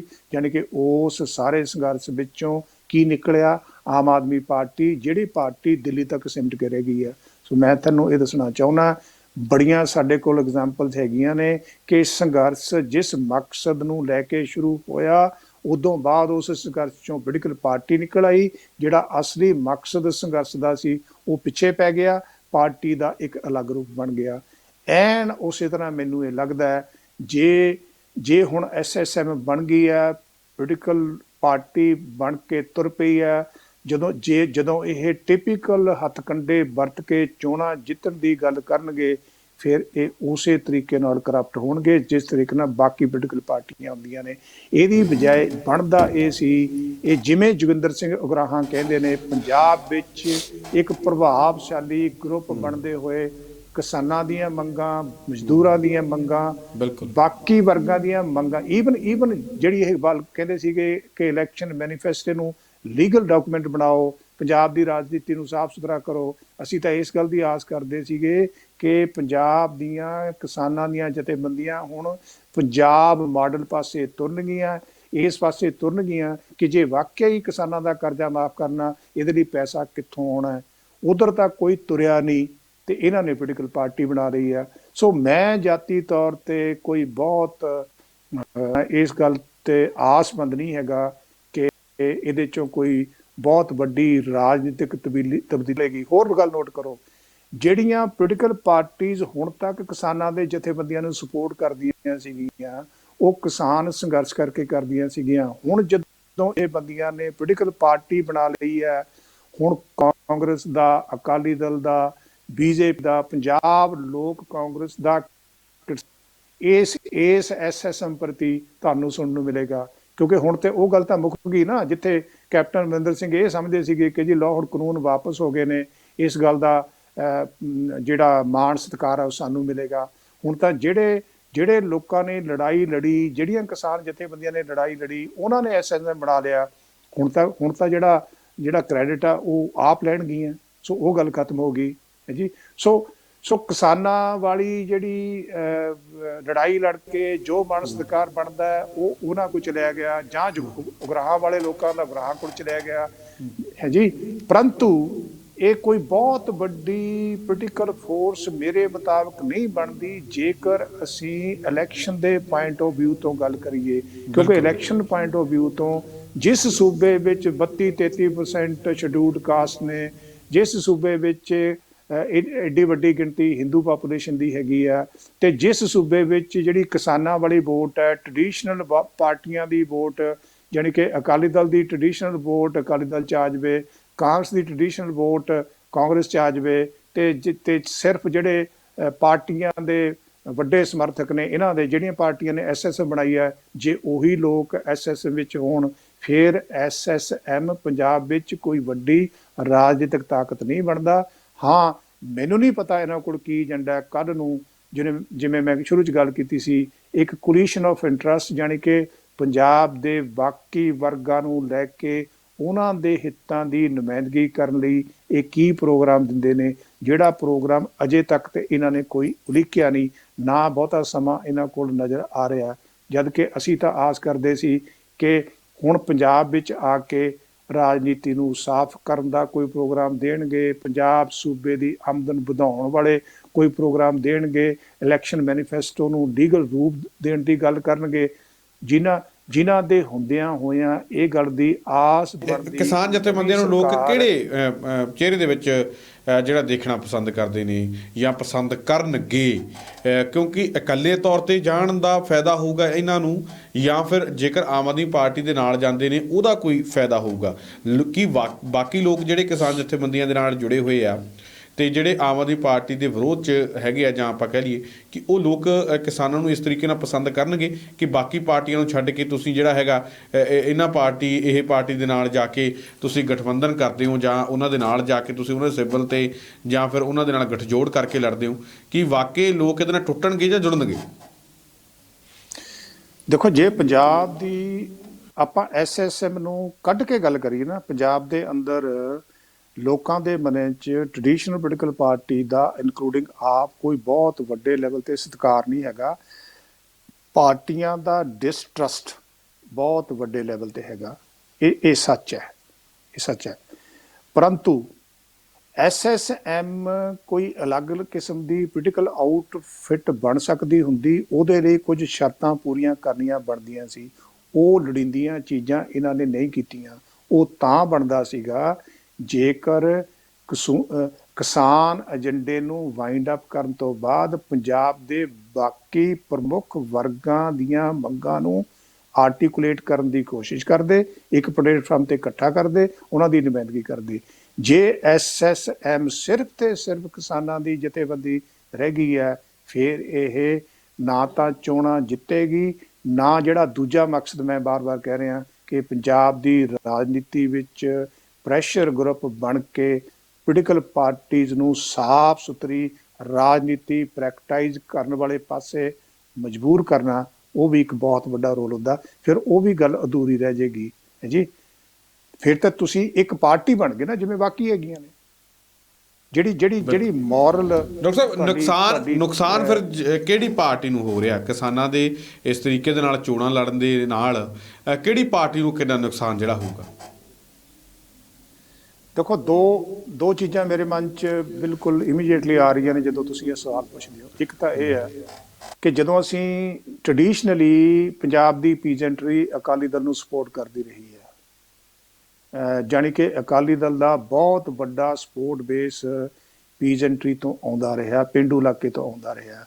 ਜੇ ਹੁਣ ਪੇਂਡੂ ਇਲਾਕੇ ਵਿੱਚ ਪੀਜੈਂਟਰੀ ਦਾ ਇੱਕ ਅਲੱਗ ਪੋਲੀਟੀਕਲ ਪਾਰਟੀ ਬਣ ਜਾਂਦੀ ਹੈ, ਫਿਰ ਮੇਰੇ ਮੁਤਾਬਕ ਸਿੱਧੇ ਤੌਰ ਤੇ ਪਹਿਲੀ ਜਿਹੜੀ ਸੱਟ ਵੱਜੇਗੀ ਉਹ ਅਕਾਲੀ ਦਲ ਦੇ ਸਪੋਰਟ ਬੇਸ ਨੂੰ ਵੱਜੇਗੀ। ਪਰੰਤੂ ਇਹ ਨਹੀਂ ਆਪਾਂ ਕਹਿ ਸਕਦੇ ਕਿ ਜਿਹੜਾ ਕਾਂਗਰਸ ਦਾ ਪੀਜੈਂਟਰੀ ਵਿੱਚ ਸਪੋਰਟ ਬੇਸ ਆ ਉਹਨੂੰ ਸੱਟ ਨਹੀਂ ਵੱਜੇਗੀ, ਪਰ ਵੱਡੀ ਸੱਟ ਜਿਹੜੀ ਆ ਉਹ ਅਕਾਲੀ ਦਲ ਦੇ ਸਪੋਰਟ ਬੇਸ ਨੂੰ ਲੱਗੇਗੀ, ਕਿਉਂਕਿ ਟ੍ਰੈਡੀਸ਼ਨਲੀ ਸਪੀਕਿੰਗ ਆਮ ਤੌਰ ਤੇ ਇਹ ਦੇਖਿਆ ਗਿਆ ਕਿ ਜਿਹੜਾ ਸਭ ਤੋਂ ਵੱਡਾ ਰਾਜਨੀਤਿਕ ਆਧਾਰ ਪੀਜੈਂਟਰੀ ਵਿੱਚ ਹੈਗਾ ਉਹ ਅਕਾਲੀ ਦਲ ਦਾ। ਸੋ ਇੱਕ ਤਾਂ ਹੈਗੀ ਜੀ ਗੱਲ ਇਹ। ਦੂਜੀ ਗੱਲ, ਜਿਹੜੀ ਕੈਪਟਨ ਅਮਰਿੰਦਰ ਸਿੰਘ ਵਾਲੀ ਪੰਜਾਬ ਲੋਕ ਕਾਂਗਰਸ ਇਹ ਆਸ ਲਾ ਕੇ ਬੈਠੀ ਸੀ ਕਿ 3 ਕਾਨੂੰਨ ਵਾਪਸ ਹੋਣ ਤੋਂ ਬਾਅਦ ਜਿਹੜਾ ਸਿਹਰਾ ਉਹ ਸਾਡੇ ਸਿਰ ਤੇ ਬੰਨਿਆ ਜਾਊਗਾ ਕਿ ਜੀ BJP ਨੇ ਵਾਪਸ ਕਰਾਏ ਨੇ, ਆਪਣੇ ਕੈਪਟਨ ਸਾਹਿਬ ਦੇ ਆਊਟਫਿਟ ਨੂੰ ਤੇ BJP ਨੂੰ ਸਮੁੱਚੇ ਤੌਰ ਤੇ ਉਹਦਾ ਫਾਇਦਾ ਹੋਵੇ, ਉਹ ਵੀ ਗੱਲ ਖਤਮ ਹੋ ਗਈ। ਕਿਉਂ? ਜਿਹੜੇ ਅਸਲੀ ਮਾਇਨਿਆਂ ਵਿੱਚ ਜਿਨ੍ਹਾਂ ਨੇ ਲੜਾਈ ਲੜੀ ਉਹਨਾਂ ਵਿੱਚ ਜਾਂ ਜਿਹੜੀਆਂ ਉਹ ਕਿਸਾਨ ਜਥੇਬੰਦੀਆਂ ਨੇ ਜਿਹੜੀਆਂ ਚੋਣਾਂ ਲੜਨ ਦੇ ਹੱਕ ਵਿੱਚ ਨਹੀਂ ਹੈਗੀਆਂ, ਜਾਂ ਉਹ ਕਿਸਾਨ ਜਥੇਬੰਦੀਆਂ ਨੇ ਜਿਨ੍ਹਾਂ ਨੇ SSM ਬਣਾਈ ਹੈ। ਸੋ SSM ਜਦੋਂ ਆਪ ਪੋਲੀਟੀਕਲ ਪਾਰਟੀ ਬਣ ਗਈ ਹੈ, ਫਿਰ BJP ਤੇ ਲੋਕ ਦਲ ਜਿਸ ਕਿਸਮ ਦਾ ਜਿਹੜਾ ਨਾਮਣਾ ਖੱਟਣਾ ਚਾਹੁੰਦੀ ਸੀ ਕਾਨੂੰਨ ਵਾਪਸ ਕਰਾ ਕੇ, ਫਿਰ ਉਹ ਵੀ ਨਹੀਂ ਹੋਏਗਾ। ਰਹੀ ਗੱਲ ਕਾਂਗਰਸ ਦੀ, ਕਾਂਗਰਸ ਨੂੰ ਵੀ ਕਾਂਗਰਸ ਦਾ ਸਪੋਰਟ ਬੇਸ ਦੇਖੋ, ਜਿਹੜੀ ਸ਼ਡਿਊਲਡ ਕਾਸਟ ਵਾਲਾ ਸਪੋਰਟ ਬੇਸ ਹੈ, ਇੱਕ ਤਾਂ ਚਰਨਜੀਤ ਸਿੰਘ ਚੰਨੀ ਦੇ ਮੁੱਖ ਮੰਤਰੀ ਬਣਨ ਕਰਕੇ, ਦੂਜਾ ਇਹ ਕਿ ਜਿਹੜੀ ਆਪਣਾ SSM ਬਣੀ ਹੈ ਉਹਦੇ 'ਚ ਸ਼ਡਿਊਲਡ ਕਾਸਟ ਚਾਹੇ ਪੰਜਾਬ ਦੇ ਹਰ ਵਰਗ ਨੇ ਕਿਸਾਨ ਸੰਘਰਸ਼ ਨੂੰ ਸਪੋਰਟ ਕੀਤਾ, ਪਰ ਹੁਣ ਜਦੋਂ SSM ਪੋਲੀਟੀਕਲ ਫੋਰਸ ਬਣ ਗਿਆ, ਪੋਲੀਟੀਕਲ ਪਾਰਟੀ ਬਣ ਗਿਆ, ਉਹਦੇ 'ਚ ਸ਼ਡਿਊਲਡ ਕਾਸਟ ਦੀ ਕੋਈ ਬਹੁਤੀ ਰਿਪਰੈਜ਼ੈਂਟੇਸ਼ਨ ਮੈਨੂੰ ਨਜ਼ਰ ਨਹੀਂ ਆਉਂਦੀ। ਸੋ ਸ਼ਡਿਊਲਡ ਕਾਸਟ ਕਾਂਗਰਸ ਵਿੱਚ ਜੇ ਰਹਿਣ ਹੈ ਜੀ, ਤੇ ਜਿਹੜਾ ਅਰਬਨ ਸਪੋਰਟ ਬੇਸ ਹੈ BJP ਦਾ ਤੇ ਕਾਂਗਰਸ ਦਾ ਉਹ ਈਵਨਲੀ ਵੰਡਿਆ ਜਾਵੇ ਹੈ ਜੀ, ਫਿਰ ਕਾਂਗਰਸ ਇੱਕ ਬੜੀ ਵੱਡੀ ਤਾਕਤ ਮੇਰੇ ਮੁਤਾਬਕ ਬਣਦੀ ਹੈ ਜੀ। ਤੇ ਆਮ ਆਦਮੀ ਪਾਰਟੀ ਮੇਰੇ ਮੁਤਾਬਕ ਇੱਕ ਆਪਣਾ ਚਾਂਸ ਗਵਾ ਚੁੱਕੀ ਹੈ। ਜਦੋਂ ਆਮ ਆਦਮੀ ਪਾਰਟੀ ਚਾਂਸ ਗਵਾ ਚੁੱਕੀ ਹੈ ਤੇ ਫਿਰ ਆਮ ਆਦਮੀ ਪਾਰਟੀ ਇਹਨਾਂ ਇਲੈਕਸ਼ਨ ਵਿੱਚ ਗਵਾਚਿਆ ਹੋਇਆ ਆਧਾਰ ਵਾਪਸ ਲੈ ਲਵੇ, ਸਿਰਫ ਤੇ ਸਿਰਫ ਕਿਸਾਨ ਜਥੇਬੰਦੀਆਂ ਦੇ ਮੋਢਿਆਂ ਤੇ ਚੜ੍ਹ ਕੇ, ਇਹ ਵੀ ਮੈਨੂੰ ਸੰਭਵ ਹੁੰਦਾ ਨਹੀਂ ਜਾਪਦਾ ਹੈ ਜੀ। ਜਾਣੀ ਕਿ ਕਿਸਾਨ ਜਥੇਬੰਦੀਆਂ ਆਮ ਆਦਮੀ ਪਾਰਟੀ ਨਾਲ ਰਲ ਕੇ ਆਮ ਆਦਮੀ ਪਾਰਟੀ ਦਾ ਆਪਣਾ ਆਧਾਰ ਜਿਹੜਾ ਪਿਛਲੇ ਸਮੇਂ ਵਿੱਚ ਗੁਆਚ ਚੁੱਕਿਆ ਉਹ ਵਾਪਸ ਇਸ ਕਰਕੇ ਆ ਜਾਵੇ ਕਿ ਕਿਸਾਨਾਂ ਦੀਆਂ ਕੁਝ ਜਥੇਬੰਦੀਆਂ ਆਮ ਆਦਮੀ ਪਾਰਟੀ ਨਾਲ ਮਿਲ ਗਈਆਂ ਨੇ। ਇਹ ਵੀ ਹੁੰਦਾ ਮੈਨੂੰ ਜਾਪਦਾ ਮੈਨੂੰ। ਸੋ ਪੰਜਾਬ ਦੀ ਇਲੈਕਸ਼ਨ ਸਮੁੱਚੇ ਤੌਰ ਤੇ ਬੜੀ ਦਿਲਚਸਪ ਇਲੈਕਸ਼ਨ ਹੋਣ ਜਾ ਰਹੀ ਹੈ ਜੀ, ਜਿੱਥੇ ਕਾਂਗਰਸ, ਅਕਾਲੀ ਦਲ, ਬੀਜੇਪੀ ਤੇ ਪੰਜਾਬ ਲੋਕ ਕਾਂਗਰਸ ਯਾਨੀ ਪਹਿਲੀ ਵਾਰ ਪੰਜਾਬ ਵਿੱਚ 4 ਕੋਨਾ ਮੁਕਾਬਲਾ ਹੋਏਗਾ ਜੀ। ਜੇ ਕਾਂਗਰਸ ਆਪਣਾ ਕੈਪਟਨ ਦੀ ਨੌਨ ਪਰਫਾਰਮੈਂਸ ਨੂੰ ਪਿੱਛੇ ਛੱਡਦੇ ਹੋਏ ਵਾਕਿਆ ਹੀ ਕੋਈ ਨਵਾਂ ਮਾਡਲ ਦੇਣ ਵਿੱਚ ਸਫਲ ਹੋ ਜਾਂਦੀ ਹੈ, ਜਿਹੜੇ ਮਾਡਲ ਦੀਆਂ ਅਸੀਂ ਗੱਲਾਂ ਸਮੇਂ ਸਿਰ ਸੁਣਦੇ ਰਹਿੰਦੇ ਹਾਂ, ਜਿਹੜਾ ਮਾਡਲ ਸਾਨੂੰ ਬਾਕੀ ਆਊਟਪੁੱਟ ਦੇ ਮੁਕਾਬਲੇ ਅਲੱਗ ਕਿਸਮ ਦਾ ਲੱਗੇ, ਜਿੱਥੇ ਵਾਕਈ ਇਸ ਗੱਲ ਦਾ ਕੋਈ ਸੋਲਿਡ ਸਾਨੂੰ ਜਵਾਬ ਮਿਲੇ ਕਿ ਪੰਜਾਬ ਦੇ ਰੈਵਨਿਊ ਕਿੱਥੋਂ ਆਉਣੇ ਨੇ, ਪੰਜਾਬ ਦਾ ਮਾਡਲ ਕੀ ਹੈ, ਪੰਜਾਬ ਦੇ ਅਲੱਗ-ਅਲੱਗ ਵਰਗਾਂ ਨੂੰ ਕਿੱਦਾਂ ਖੁਸ਼ ਕਰਨਾ। ਸੋ ਅਸਲੀ ਮਾਇਨਿਆਂ ਵਿੱਚ ਇਸ ਵਾਰ ਪੰਜਾਬ ਵਿੱਚ ਪਾਰਟੀਆਂ ਦੇ ਪ੍ਰੋਗਰਾਮ ਦਾ ਇੱਕ ਰੀਅਲਿਸਟਿਕ ਤਰੀਕੇ ਨਾਲ ਕੰਪੈਰੀਜ਼ਨ ਕੀਤਾ ਜਾਏਗਾ, ਕਿਉਂਕਿ 4 ਆਊਟਫਿਟ ਕੰਪੀਟ ਕਰ ਰਹੀਆਂ ਨੇ ਜੀ ਲੋਕਾਂ ਸਾਹਮਣੇ ਅਲੱਗ-ਅਲੱਗ ਕਿਸਮ ਦਾ ਵਿਲੱਖਣ ਕਿਸਮ ਦਾ ਮਾਡਲ ਪੇਸ਼ ਕਰਨ ਲਈ। ਸੋ ਜੇ ਕਾਂਗਰਸ ਉਹ ਕਰਨ ਵਿੱਚ ਸਫਲ ਹੋ ਜਾਂਦੀ ਹੈ ਫਿਰ ਕਾਂਗਰਸ ਨੂੰ ਬਾਕੀਆਂ ਦੇ ਮੁਕਾਬਲੇ ਐਜ ਹੋ ਸਕਦਾ ਹੈ। ਬਿਲਕੁਲ। ਤਾਂ ਡਾਕਟਰ ਸਾਹਿਬ ਤੁਸੀਂ ਸਾਡੇ ਨਾਲ ਇਸ ਪ੍ਰੋਗਰਾਮ ਦੇ ਵਿੱਚ ਜੁੜੇ, ਤੁਹਾਡਾ ਬਹੁਤ ਬਹੁਤ ਧੰਨਵਾਦ ਜੀ। Thank you. ਤਾਂ ਇਹ ਸਨ ਡਾਕਟਰ ਕੁਲਦੀਪ ਸਿੰਘ ਜੀ, ਜਿਨ੍ਹਾਂ ਦੇ ਵੱਲੋਂ ਇਹਨਾਂ ਅਹਿਮ ਖਬਰਾਂ ਦੇ ਉੱਪਰ ਸਾਡੇ ਨਾਲ ਗੱਲਬਾਤ ਕੀਤੀ ਗਈ ਹੈ। ਉਮੀਦ ਕਰਦੇ ਹਾਂ ਕਿ ਡਾਕਟਰ ਸਾਹਿਬ ਦੇ ਵਿਚਾਰ ਜਿਹੜੇ ਆ ਤੁਹਾਨੂੰ ਜ਼ਰੂਰ ਪਸੰਦ ਆਏ ਹੋਣਗੇ। ਦੁਬਾਰਾ ਫਿਰ ਮਿਲਾਂਗੇ ਇਸ ਪ੍ਰੋਗਰਾਮ ਦੇ ਵਿੱਚ, ਤਦ ਤੱਕ ਦਿਓ ਇਜਾਜ਼ਤ। ਧੰਨਵਾਦ।